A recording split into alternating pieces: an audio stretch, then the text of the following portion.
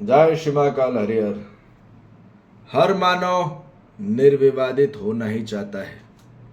ऐसा कोई मानव नहीं इस पृथ्वी पे जो विवादों से ऊपर नहीं उठना चाहता। हर मानव चाहता है, वो चाहता है कि विवाद में फंसे ही ना, विवाद के चुंगल में फंसे ही नहीं पूरी मानव जाति। ये हर मानव चाहता ही है। पर क्या हो रहा है, चाहता ये है पर कर विवादित में फंस जाता है। करने में भेद है, चाहने में तो वेद है। चाहता तो वेद है पर कर भेद देता है। ठीक, तो ये बताया जा रहा है मानव निर्विवाद तब होगा जब मानव प्रमाण को प्राप्त होगा, और मानव जब सिद्धांत पे पूरी उसकी क्रियाएं होगी। जब मानव प्रमाण से संपन्न होगा और सिद्धांत से संपन्न होगा तभी वो निर्विवाद को प्राप्त होगा। ये बात निश्चित है। और जब मानव निर्विवाद को प्राप्त होगा तो अखंडता को प्राप्त होगा, सहअस्तित्व को प्राप्त होगा, वो विश्वास को प्राप्त होगा। और जहाँ विश्वास को प्राप्त होगा वही कुशलता, निपुणता, पंडितता है। और यही चाहिए हर मानव जाति को, जहाँ हर मानव जाति के प्रति क्या हो जाए, निर्विवाद हो जाए, विरोध मुक्त हो जाए। वो कैसे होगा ये हमको समझ में आ जाए। प्रमाण का अर्थ क्या होता है पहले ये हम समझ लें। प्रमाण का अर्थ है जहां वास्तविकताओं का इंगित कराने का कार्यक्रम हो।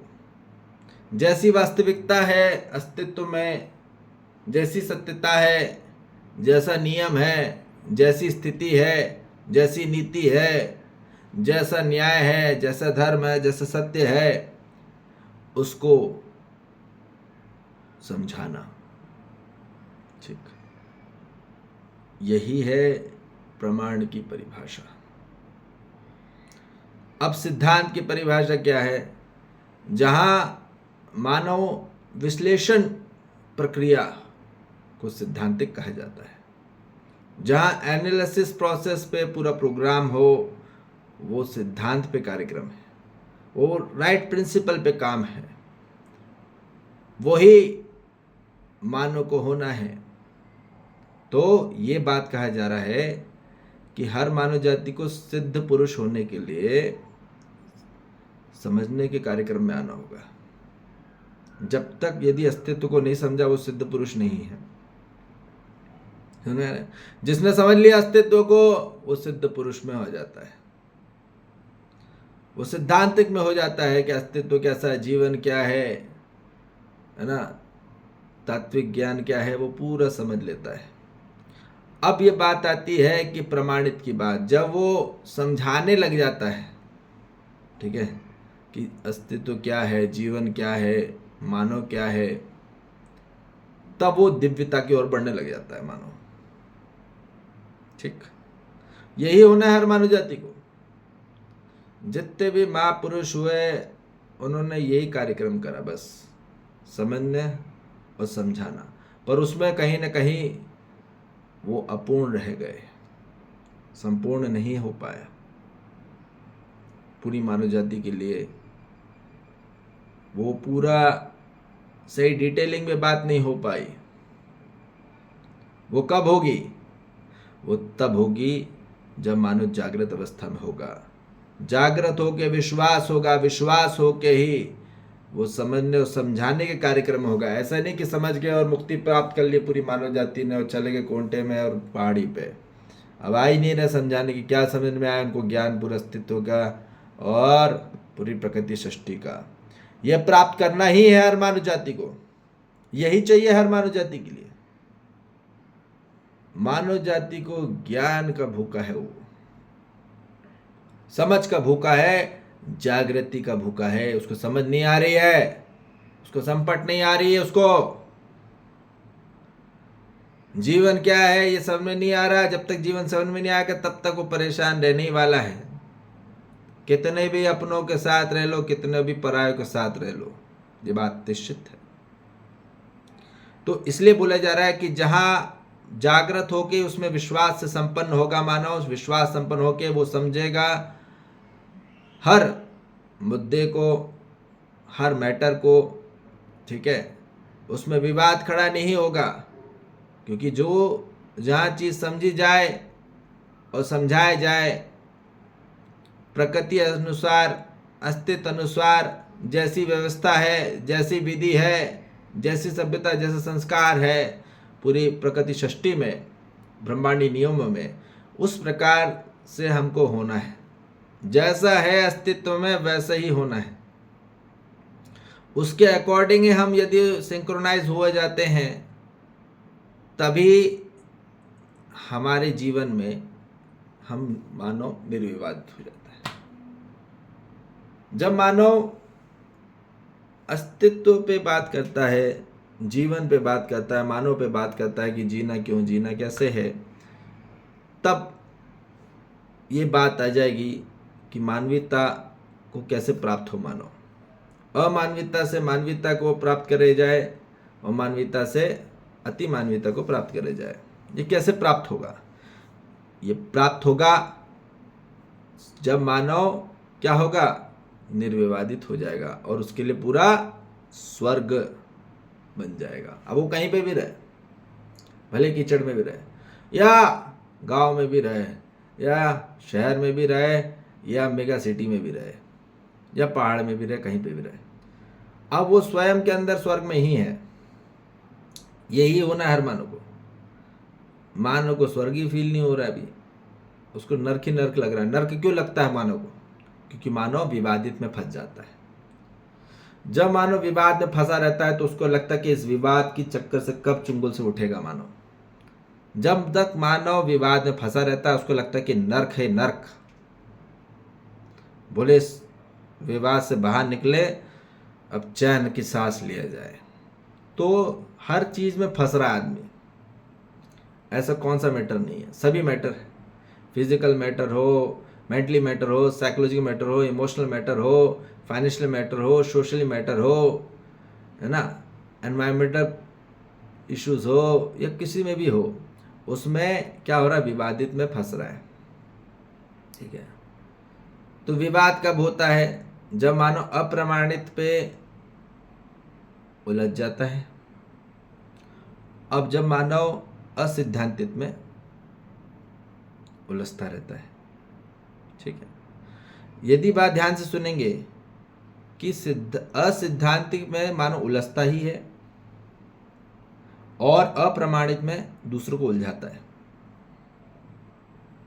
ठीक है, ये जब मानव ऐसे में रहता है तो क्या होता है, वो सबसे ज्यादा किस में फंसा पड़ा है? भ्रम और भय में। भ्रम और भय में इसलिए फंसा पड़ा है क्योंकि अपूर्ण है वो, अप्रमाणित, असिद्धांतित अपूर्ण है, और अपूर्ण अज्ञान है। और जब तक मानव अज्ञानी में रहेगा तब तक वो भ्रम में रहेगा ही, और जब तक भ्रम में रहेगा तब तक भयभीत रहेगा ही, और जब तक भयभीत रहेगा तो वो कुछ भी कर रहा है, अव्यवस्थित तरीके से कर रहा है, और इसलिए वो खुद परेशान हुआ जा रहा है क्योंकि अभी सेटिंग ही सही नहीं हुई है। समझ में आ रही बात? मानव को सॉफ्टवेयर ही सही नहीं डाला ढंग से, तो हार्डवेयर कहाँ से काम करेगा सही तरीके से? तो इसलिए ये बात कही जा रही है कि हर मानव जाति में प्रोग्रामिंग पहले सही हो। प्रोग्रामिंग सही नहीं होगी तब तक वहाँ उलझता ही रह जाएगा और उलझाते रह जाएगा, और यही हो रहा है। मानव भयभीत होकर उलझता है, उलझाता है, और जब तक मानव उलझता है और उलझा देता है तो वो सिर्फ विवाद ही विवाद खड़ा रह जाता है उसके जीवन में। विवाद पे विवाद करे जा रहा है, छोटी से छोटी बात पे, बड़ी से बड़ी बात पे। अब वहाँ क्या हो रहा है, मानव पूरा ट्रैप में फंसा चले आ रहा है।